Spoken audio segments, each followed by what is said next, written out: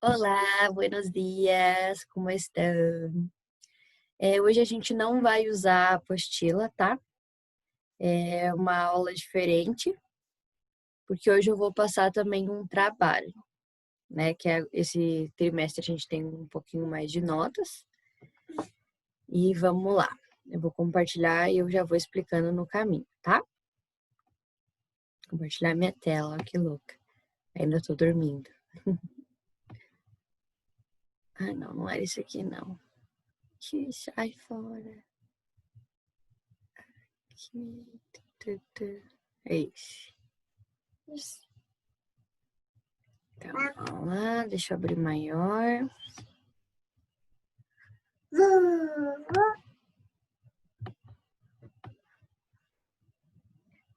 Olha que bonito que ficou isso. Tem até um negocinho. Então, hoje eu quero falar um pouquinho com vocês sobre tradução. Ai, peguei. A tradução é uma coisa importante, né? Eu sei, a maior parte de vocês, quando fazem trabalhos, que vocês escrevem em português e depois traduzem para o espanhol. E é por isso que fica cheio de marcas de língua, né? Eu consigo ver que ele é um texto em português antes. Eu já vou explicar melhor por quê. A tradução, ó, ai que linda essa frase, una puente entre culturas. A tradução ela é importante porque ela faz justamente isso, né? Ela é uma ponte entre as culturas. Então, pela tradução,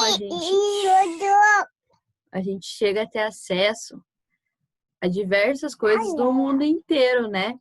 Não estou falando só de tradução de espanhol, mas tradução de todos os outros idiomas. Filho, por favor. Vamos lá. A tradução, quando usada para ensino de língua, claro, existiu uma época que a metodologia de aprender outro idioma era esse. Era gramática e tradução. Então, só ficava estudando gramática. E as pessoas tinham que traduzir texto e traduzir frases e traduzir. E era só isso e não se fazia mais nada. Claro que isso é um método que já caiu, mas a tradução, trabalhar com tradução quando você está aprendendo outro idioma, ela é importante. Porque além a gente aprende mais vocabulário, a gente vê a estrutura, né, das frases, do texto, e várias outras coisas. O que eu vou mostrar agora para vocês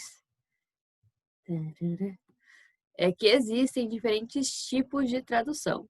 Eu coloquei aqui só 3, tá? Que é para que vocês possam, quando vocês forem traduzir, porque o trabalho de hoje vai ser isso, eu tenho um texto que eu estou deixando ali anexado para vocês, que é para vocês traduzirem, do espanhol para o português, mas dá para fazer ao contrário, né? Dá para a gente transformar texto do português para o espanhol, mas vocês vão descobrir que é muito mais fácil ao contrário, a gente pegar o texto em espanhol e transformar ele em português, que é onde tem nosso maior conhecimento, né, de língua e vocabulário, do que ao contrário, que é o que vocês costumam fazer, né? Então, a gente tem lá traduções que são literais.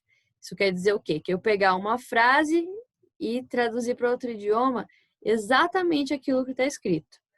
Vocês sabem que às vezes funciona e às vezes não, porque a gente tem várias expressões idiomáticas, por exemplo, pode tirar seu cavalinho da chuva, e que não vai funcionar no outro idioma, né? Ela não vai dar o mesmo sentido. A gente tem, então, traduções adaptadas. O que quer dizer isso? É eu pegar um texto e adaptar.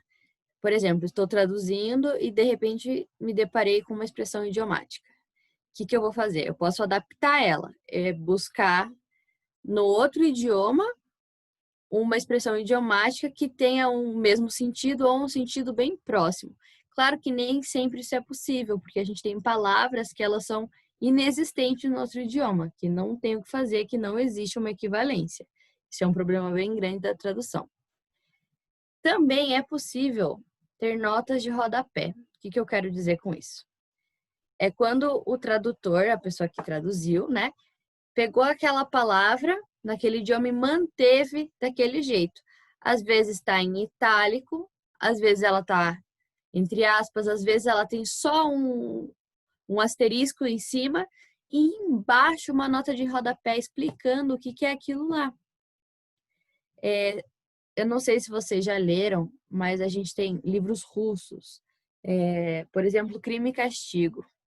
Se algum dia vocês quiserem ler, é um livro bem interessante. Ele é cheio de notas de rodapé, porque, se eu não me engano, ele é russo, é do Dostoiévski.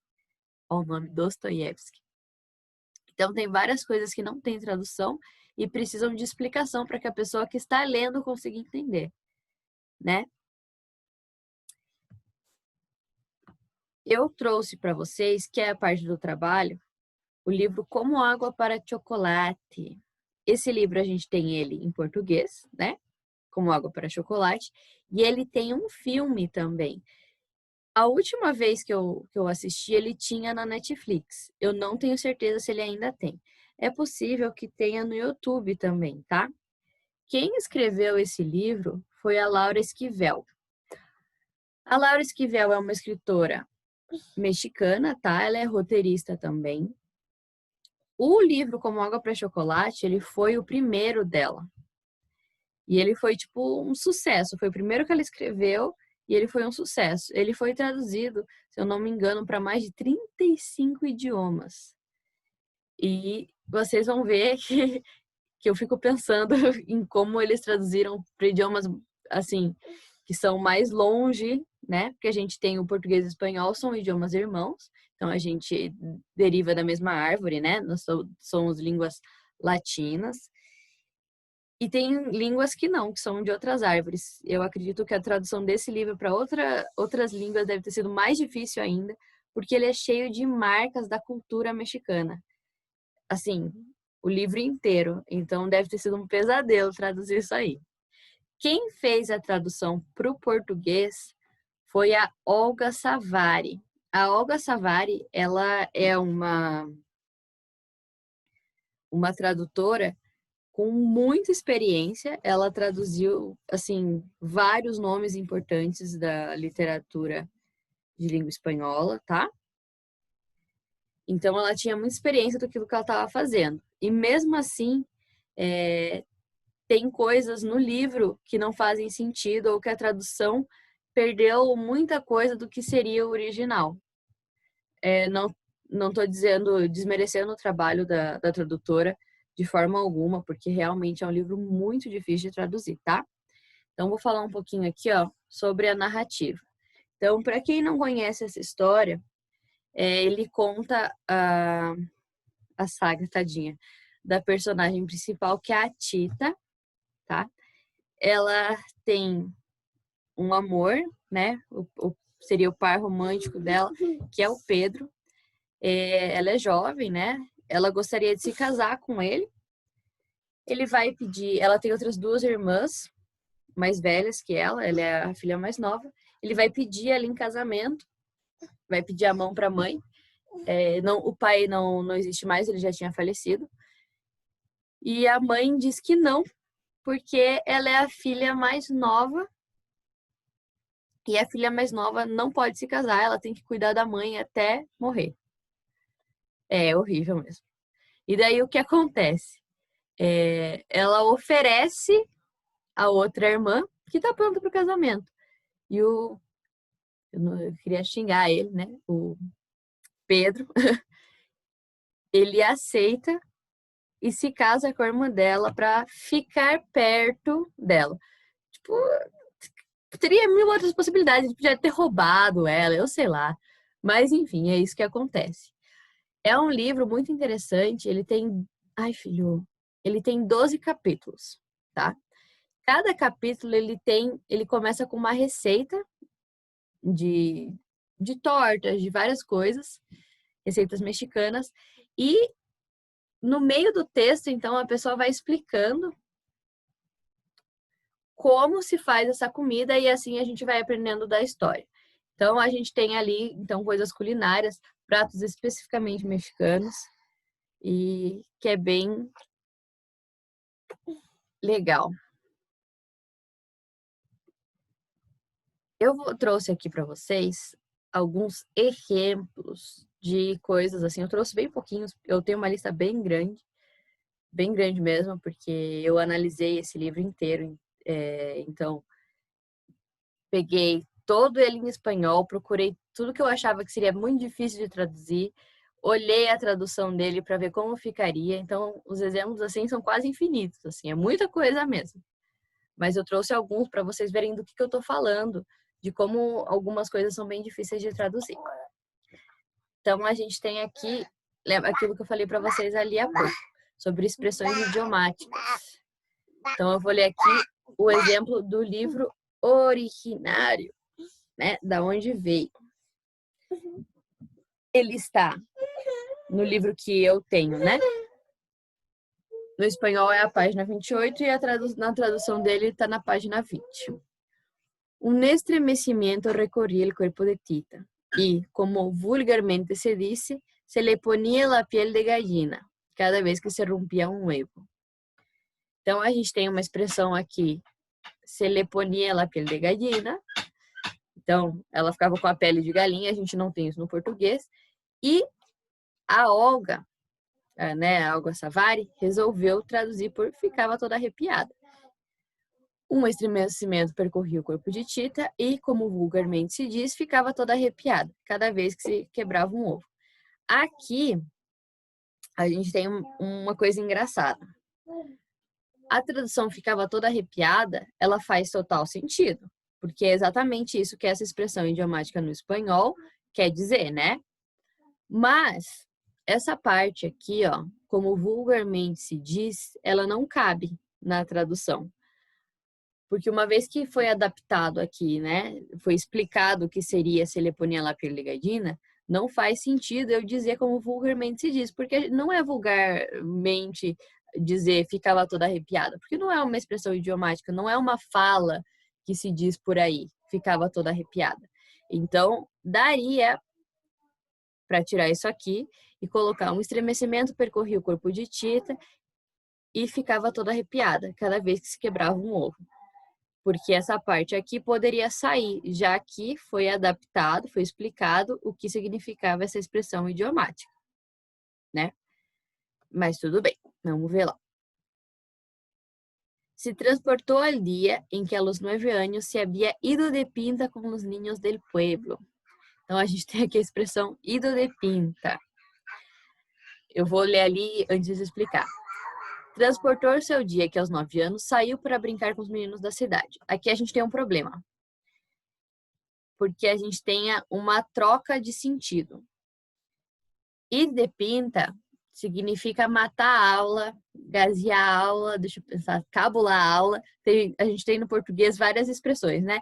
Que quer dizer você ter aula e você não ir para aula e fazer outras coisas que não são ir para aula, né? E como aqui diz que a Tita ia passear lá, ia matar a aula com os amigos lá do povoado. A expressão saiu para brincar, como vocês podem ver, não significa que o personagem estava matando aula, né? Só saiu para brincar. Aqui a gente tem, então, a perda de uma característica do personagem. Porque aqui, no original, a gente tem uma transgressão, né? Uma coisa que não devia ser feito, que mostra que ela já era pequena e já estava fazendo coisas que não devia. E na tradução, isso se perdeu. Então, a gente tem, né, essa perda de uma característica importante na construção desse personagem. A gente tem também coisas culturais. Nossa, nesse livro é o que mais tem. Eu não vou dar 1 milhão de exemplos, tá? Só vou dar alguns para vocês verem. Bueno, la única que en el pastel le hizo lo que el viento a Juárez fue a Tita. Pastel, para quem não lembra, é bolo, né? A gente tem a expressão lo que el viento a Juárez. Então, vamos ver, a tradução da Olga ficou bom. A única quem o bolo fez o mesmo mal que uma lufada de vento foi Tita. A tradução, ela consegue chegar próximo do que significa essa expressão aqui. Para que vocês entendam um pouquinho mais, ela fez um bolo para o casamento da irmã, né? Ela cozinhava, por isso que o livro é cheio de receitas. E todo mundo que estava lá passou mal, menos ela. E ela comeu o bolo. Esse livro ele faz parte do realismo mágico, então ele tem algumas coisas que fogem do que seria o comum, né? Para que vocês entendam a frase Lo que el viento a Juarez, eu vou contar para vocês que o Juarez, ele foi um presidente, se eu não me engano. Esse prefeito ou presidente, agora eu não lembro direito. Então ele foi uma figura política muito importante. E ele tinha uma estátua dele numa praça, era Tamales, não lembro o nome não lembro mesmo o nome da cidade. E essa cidade ela foi, né, quase destruída por uns ventos, umas coisas. Assim, várias coisas se destruíram no povo. E quando isso acabou e o pessoal saiu para ver o que tinha acontecido com a cidade, como estava, a única coisa em pé era a estátua do Juarez. Então, quando a pessoa diz lo que el viento a Juarez, quer dizer mesmo, tipo, que o mesmo mal que fez o vento pro Juarez. Mal nenhum. Por isso que a Olga optou por o mesmo mal que uma bufada de vento. Nenhum. Aqui a gente tem no segundo. Envuelto como taco, el niño dormia tranquilamente.